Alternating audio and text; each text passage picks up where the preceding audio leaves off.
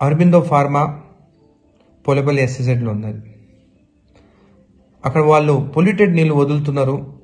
ఆ నీళ్లు వదలొద్దు, వదిలితే ఫ్యాక్టరీని కాలబెడతా అని చెప్పి కూడా ఒక స్టేట్మెంట్ ఇవ్వడం జరిగింది.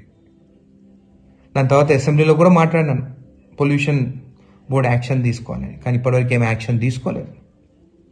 ఏమో పొల్యూషన్ బోర్డు వాళ్ళిద్దరు ఒకటైనరో, రైతుల గురించి పట్టించుకోరో అర్థమవుతలేదు. ఒక ఎమ్మెల్యేగా నా నియోజకవర్గంలో రైతులకి అన్యాయం జరిగితే ఊరుకునేదే లేదని చెప్పి కూడా నేను ఎన్నోసార్లు చెప్పినాను. ఇంకా ఓపిక లేదు నాకు. ఇంకా పొల్యూషన్ బోర్డులో కంప్లైంట్ ఇచ్చుకుంటా, స్టేట్మెంట్ ఇచ్చుకుంటా, ఇంకా నాకు ఓపిక లేదు. ఒక్కరోజు టైం ఇస్తున్నా పొల్యూషన్ బోర్డులకి.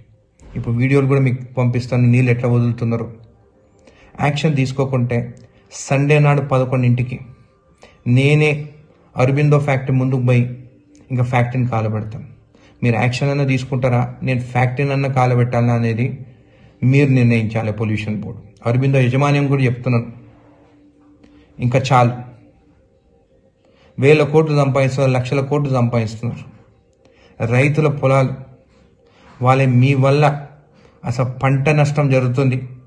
అక్కడ ముద్రెడ్డిపల్లి చెరువులో చేపలు కూడా చచ్చిపోతున్నాయి. ఎన్నిసార్లు చెప్పినా కానీ మీరు పట్టించుకుంటలేరు. మీ డెడ్ లైన్ సండే 11 o'clock. నేను వస్తున్నాను మీ ఫ్యాక్టరీ ముందుకి.